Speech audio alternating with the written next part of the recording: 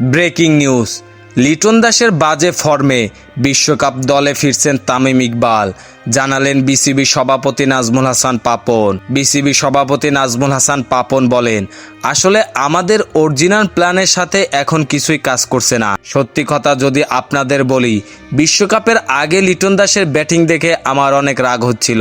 BCB সভাপতি নাজমুল হাসান পাপন বলেন, বিশ্বকাপ দল থেকে বাদ পড়তে পারেন লিটন দাস, দলে ফিরতে পারে দেশসেরা ওপেনার তামিম ইকবাল।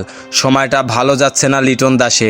ম্যাচের পর ম্যাচ ব্যর্থ ব্যাট হাতে শ্রীলঙ্কা সিরিজেও বাজে ব্যাটিংয়ের পর জিম্বাবুয়ে সিরিজের সুযোগ পেয়েছিলেন লিটন দাস, কারণ জিম্বাবুয়ের বিপক্ষে দারুণ সব রেকর্ড ছিল লিটন দাসের।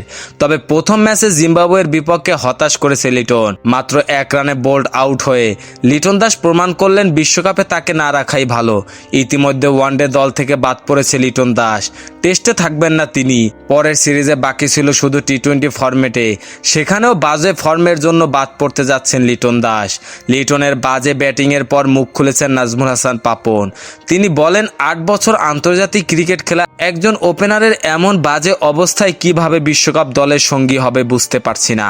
সে নতুন হলে মেনে নিতাম, সে কিভাবে এমন ব্যাট করে।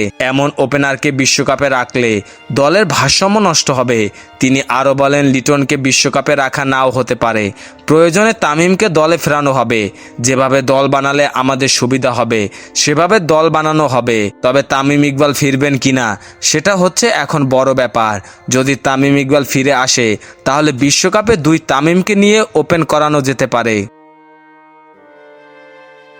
খেলাধুলার সকল আপডেট পেতে আমাদের ইউটিউব চ্যানেলটি সাবস্ক্রাইব এবং ফেসবুক পেজটি ফলো দিয়ে লাইক, কমেন্ট, শেয়ার করে আমাদের সাথে যুক্ত থাকুন। ধন্যবাদ।